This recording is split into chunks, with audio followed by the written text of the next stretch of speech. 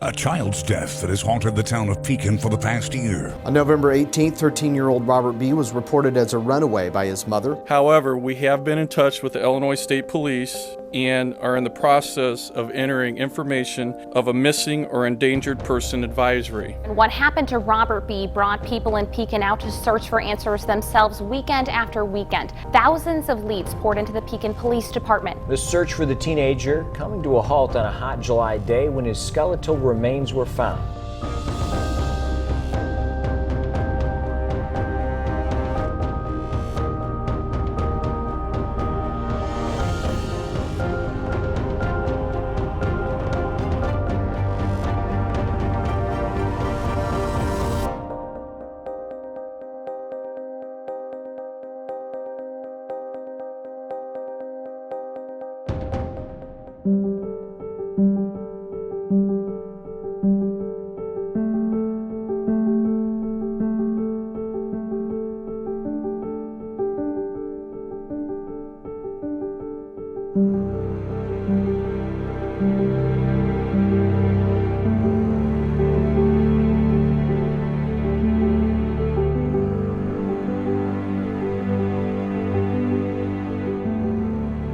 So we are like 8 hours outside of Pekin right now.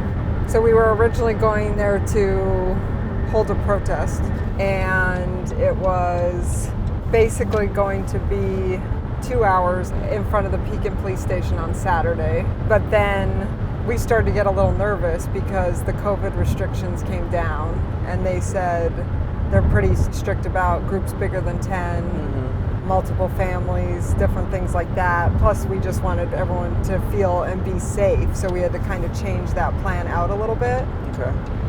So instead, on Friday, we're going to be stationed in a park in Pekin, which we've alerted everybody of online. Okay.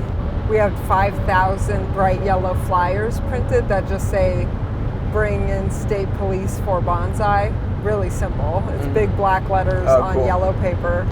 And we're having volunteers come and meet us at the park, and then we're going to hand out the flyers to them. And then I had printed a bunch of maps of Pekin, and I'm going to give them designated areas to hang the posters. Cool. Each group, I was thinking about giving them about 100 posters. So tomorrow, that's one thing we'll need to do, is just go buy some tape and maybe staples. I also want to drive around and look at these areas, because if some of them aren't feasible, like right here, let's just say this was one of the areas, like where the hell would you put a sign? Yeah. So I just want to make sure there's all the areas I picked. I kind of looked, and knowing Pekin the way I do, I picked areas that were visible, were highly trafficked, were in the downtown area where you can hang flyers without it being like, I don't want to hurt somebody's, I want it to be like a telephone pole or something that they can be pulled off of eventually, so that we're not damaging property permanently or anything. So that is happening Friday night, and then that way Saturday morning we will have painted the town yellow. Cool. With 5,000 flyers. Awesome. My thought is we'll stay from 7 to 9 handing them out, and then from like 9 to 10 we'll go hang what we have left, or we'll go drive to the areas we sent people, and if there's anything that's lacking we'll kind of buffer that. So we do have a couple women who are coming into town, and they're staying the night at a hotel, so they're definitely going to be there to help us. So we have some help. I do believe we'll have volunteers come out. I just don't have any idea what that'll look like. That's the first impact, and we just wanted the sign to say that because like we have a lot of news media interested in what we're doing. So I think that they are going to come out and snap a photo of downtown Pekin, and all you'll see is like just yellow signs. So the goal of the protest is to get the state police to take a look at this case. They've been holding very close to their chest whether or not the state police have been helping. I know the state police came out when BONZAI's body was found, from what I've heard from witnesses. I'm not saying they haven't had any role. It's just from the source inside the Pekin police station who said they know Keith Brackett did it and they're just waiting for him to confess. I have some major concerns about that line of thinking. Why are we waiting for criminals to confess? Is that the only way? Right. Like, that seems absurd to me. Now, if you don't have enough evidence and you're hoping someone confesses, that's one thing, because that tells me you're not 100% sure, so you have to have a confession. Right. But what the source inside the Pekin police station said is they know it was Keith Brackett, and now they're just waiting for him to confess. Exactly. But that is concerning to me because that means there's not enough evidence, and that means other possibilities should still be looked into. Right, otherwise they'd bring him in. Right. Yes, and they could be resting on their laurels too, because Keith Brackett's in jail for thieving for like another 14 years or something. I could have that wrong, but I think he got like a 16-year sentence. It's an overkill of a sentence for stealing, in my opinion. So really, I just want either the state police to acknowledge that they're looking into it, and they've already been asked by Pekin police to help, or I would like the state police to step in and take a second look, especially at some of the information that I've given them. And they don't have to use my information, but they could use it to kind of like look at to know who to talk to, and then they can gather their own information. Yeah. So my hope is that that's the impact. So then on Saturday, we were going to be actually doing a protest from 1 to 3 where we were standing outside holding signs, but because I don't think the Pekin police are probably huge fans of me. I don't know, but I doubt it. And I don't think they're going to want to protest on their front lawn, especially with COVID going on, because that could be an easy excuse for not allowing us to do it. Right. Instead, we're asking everyone to bring a flower and put it on the grass in front of the police station. We also had someone donate a bunch of flowers. Okay. So those will be being brought, so people who don't have the money or ability to get a flower, they can just take one. Yeah, because we don't want to eliminate someone because they can't afford it. We want them to be able to help. And then from 1 to 2, instead of being from 1 to 3, we're asking people to stay around the police station and honk, drive around and honk right around the police station. So that way people stay in their cars. They get out to put the flower down, but there's no congregating. Right. I mean, we have a lot of response. We have over like 150 people online already said that they were going to come. With COVID, that number, that was the people who said they were actually coming. We had over 500 say that they might come. So even if we get a fourth of, even if we got 50 people, I would be. Yeah, there might still be like a pretty big turnout. Right, especially because like you don't have to get out of your car. You don't even have to get out to put a flower down. You could just honk. So that's true. I feel like we're giving people a lot of options for them to participate at a comfort level that they feel good about. I told people we'd be on the corner at the police station with the flowers, so we'll just have to be careful about not having people congregate, or if people walk there or want to stand outside, just making sure they're spaced out on the sidewalk so that they're not coming out and harassing us for being in a large group. Yeah. So that might help too. And we had like people make really cool signs. That's kind of the plan now. That's why I also wanted to do a socially distanced protest after the new restrictions came down, because at first I was just going to do it normal. I had already asked people to wear masks and be respectful of people's space. But I thought this way, at least from a public persona, I'm asking for people to be socially distanced. Yeah, because then it doesn't give anybody an excuse to not sort of hear what we're saying. Exactly. The whole point of being there. No, exactly. They'll be like, these cowboys came and did this, instead of being like, oh, we should really think about moving this case to BONZAI. Right, exactly. Like the focus would easily shift to something that this isn't about. Yeah. Well, I don't know if it will have any impact, but if it doesn't, then we're going to start going down roads later, like in a couple weeks from now or a month from now, depending on when we feel like enough time has passed, giving people a chance to react. A letter writing campaign. So I'm going to try to find maybe 400 or 500 volunteers to write a letter and send it. But I want to space those out. So we'll give people days to send their letters, so that the person gets like over 100 days is getting letters. So whether that's the chief of police, Luke Satterley for the Illinois State Police, or if it's Stuart Umholtz for the state's attorney's office. Okay. Or maybe it'll be a mix. That's a good idea. Yeah. But the thing I'm trying to do is organize it properly so that it has the biggest impact. If I can get 500 people who are willing to write a letter, maybe 250 actually do follow through with what they say. And then if I give them a day they need to send it by, or a week, they just need to send it during that week, I think that will have the most crazy impact, because it's like letter. I don't feel like the cops would take anything we're doing that seriously, so but my goal is to get the attention of the media, though, and to show them we're not backing down. Like, this is the first step of about 10 ideas I have that hopefully can start getting some traction. Because like I thought we could even go eventually to state's attorney's office and have a protest out front of that. Like if this doesn't get any or any success anywhere. So I think this is a good getting our feet wet. I feel like protests have to continue. Yeah. Even in hard times. I completely because agree. Change still has to happen. And we don't know when this will be a thing of the past. Yeah, protests can't not happen. No, they have to. I mean, that is like the most American thing. Right, like that's the one way that you can make change in a healthy and safe way. Have your voice heard. Right, and I don't think we can wait because it could, easily be 2-3 years, realistically, before you can get in groups like a normal, where it's not limited. So with that, and there's no way. If I just knew this was going to be gone in 3 months, I would have said, well, let's just wait 3 months so we could do it right.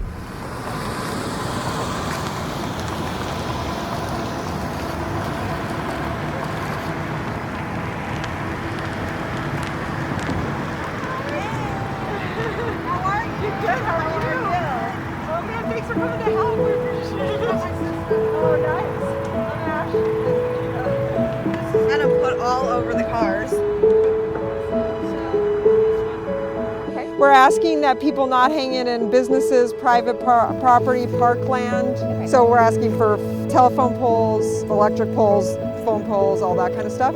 There's 100 flyers in there. If you guys, want get done and want to do more, come back. We'll have more flyers. And if not, thank you so much for your help. This is amazing. All right. Have a good night.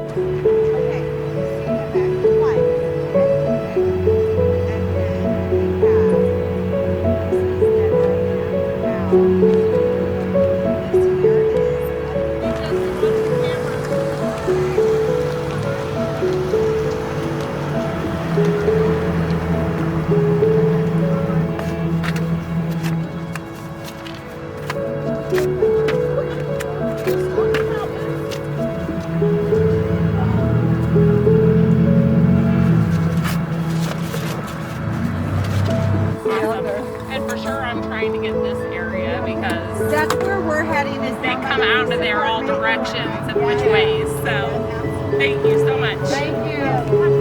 You too. Appreciate it. Oh yeah. Okay.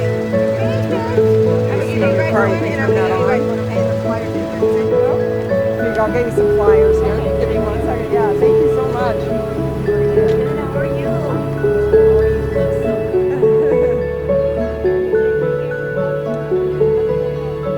Yeah, we'll be here till 9. We've had people come back, so if you want to come back, you can. But just thank you. That's so amazing. Yeah. All right. Yeah. Thank you.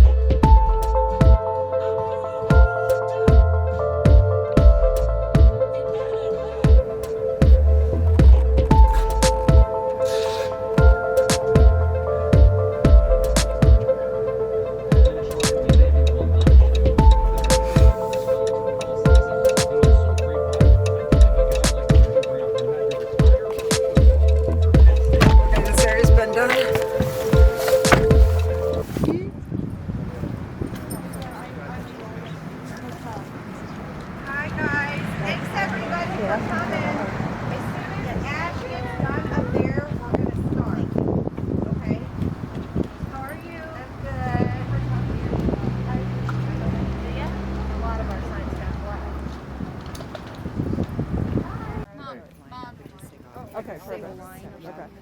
Okay, everybody, so we're gonna all drop our roses on the front and then we're just gonna walk around the block maybe once or twice. If you're nervous and wanna stay in your car, that's totally fine. Just drive around and honk with us. We're gonna go around a couple times and really kind of make our presence known. But if you have a flower, just we can go set it up on the lawn of the police station.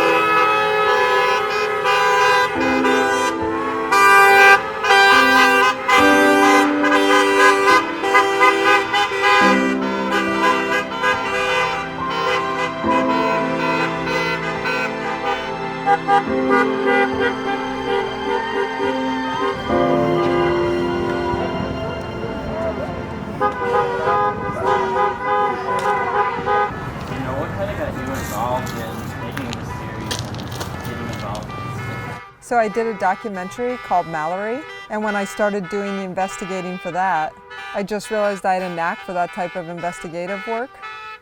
So I had decided I wanted to try to help a community where they had a cold case that hadn't been solved. So I put a post up on Instagram asking if anyone knew of any cases, and 3 people from this amazing community reached out almost immediately. And I saw a picture of BONZAI, and that was it. I wanted to just see if I could lend a hand. So I'm creating a series where we're delving into the disappearance of BONZAI. It's free for everybody to watch. It's on YouTube. It's called Ashes to Ash, and it's the disappearance of Robert B. And it's a series, and we do the series in real time. So as we're investigating, we get tips in. We then show what findings from those tips, and so that people can watch it too, because I think that opens up a lot of people to they have information that they didn't know they had it. Often people are siloed on their own, but when you tie all their information together, it starts to tell a very obvious story. And I think that's what the series is helping do. A, allowing people to know that they're being listened to, and B, to let people know we're looking into those tips. And 2, that we're able to discuss some of those tips that have come in, but we know that can't be true because of this. But we've been able to look at the hard evidence mixed with the circumstantial evidence to kind of really build a theory of what might have occurred. So tell me a little bit about what's going on here today. Basically, we're holding a protest because we want the state police to come step in and take over this case. I feel like the Pekin police have had enough time with it, and I've seen some major missteps from even when BONZAI first went missing. The fact that he was listed as a runaway, and you have a child that's 13 years old who has seizures. I don't think that that was an appropriate designation, especially when his mom was adamant that he was not a runaway. You have people who have said that they saw him up to 5 days after he went missing, and the cops never invested those claims until January 5th. So that's 6 weeks after he went missing. I just feel like there's been a lack of care. I think that Keith Brackett has been a very easy person to kind of put the blame on. And I'm not saying it's not him, but since we don't know if it's him or not, why are we not looking at other, to me, very viable possibilities? That could be the correct answer in this case. And if it is Keith Brackett, well, where's the evidence? And then why haven't charges been brought against him? Well, so kind of talk about what you're out here for today. So I know it's been 4 years. I did a little research. He's been missing, or they still haven't solved it. Kind of talk about why this is still important for Pekin and people to remember this. I think one of the things I see happening in Pekin here is there's been many cases that haven't been solved. And I think that one thing that we really need to be looking at, especially crimes against people, you can't fix what happened to that person, and you can't bring somebody back to life, but is what we can do potentially stop people from hurting other people. And really the lack of care that's been taken on this case, I think needs to be taken a really hard look at, all the way back from DCFS all the way now to the Pekin Police Department. And why do you think it's so important for all of you guys to come together today? I think it just shows that BONZAI's not been forgotten. What's more important is the other kids in this community, the other families in this community. It would be nice to know whoever did this cannot end up hurting those children. And so I think that this show of support really helps engage the community and really kind of puts pressure on the police to either do their job or to maybe get another investigative agency involved, because they might not be able to handle this case, and that's okay, but let's get someone else in who can. So with the protest, what kind of demands do you guys have and hope to see progress moving forward? My understanding from when I spoke to the state police is that the Pekin police have to request help from the state police. So we're asking Pekin police to request that help. We really want a second set of eyes on this case that's outside of the Pekin police's jurisdiction. So whether that's Tazewell County or the state of Illinois or the FBI, we want somebody else to take a look at the information we've uncovered also. I'd like someone to take a serious look at that. And do you have any other demands of science having the state police be involved in the case? No, currently that's really what we want. We just want another investigative agency to take a look at this. You know, what do you feel the Pekin police aren't doing in this case or haven't done in this case? Things in the beginning were missed right off the bat. He went missing on November 18th, and from what we can tell, the real searches didn't start until January 5th. Why are we waiting a month and a half to start searching for a 13-year-old boy who has seizures? And I don't understand why this was listed as a runaway when his mom was adamant he was not a runaway. But the police stuck to that. So I think that if you look at the whole case, though, it just seems like time after time after time, they're missing the mark and not investigating leads. And from a community perspective, there still has no one proven to commit this crime. How does that make you feel and the community knowing there's still someone out there? I think it's a tough pill to swallow because there are a lot of people that I think know what happened, and they're speaking out and they're being very loud about it, and nobody's listening. And that's all I want. I know you can't just convict someone because people say something. I'm not asking for that. I'm asking for them to listen to these people, talk to them, go back and look at timelines, and just try to figure out if there is validity behind what a lot of people are saying.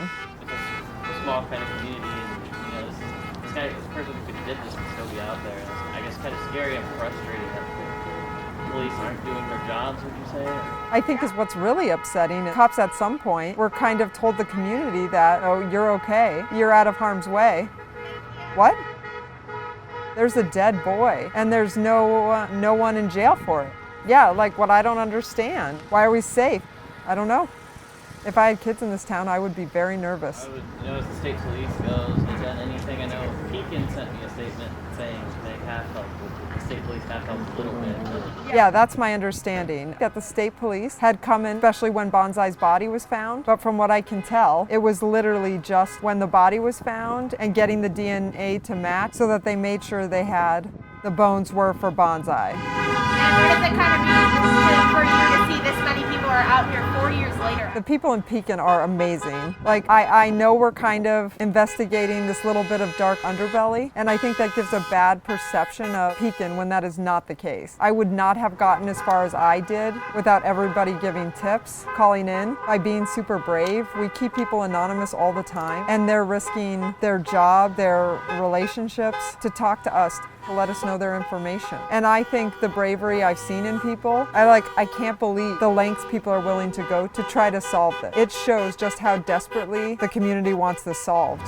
You guys keep doing this every year until something changes, or We're going to keep fighting. So right now, even with the series, we have 19 episodes out. They come out every other week, and we're going to keep looking in, and we're going to keep fighting. We're going to keep investigating. There might come a natural point where there's no new information coming out. We'll still keep the story alive and give updates to people when they come.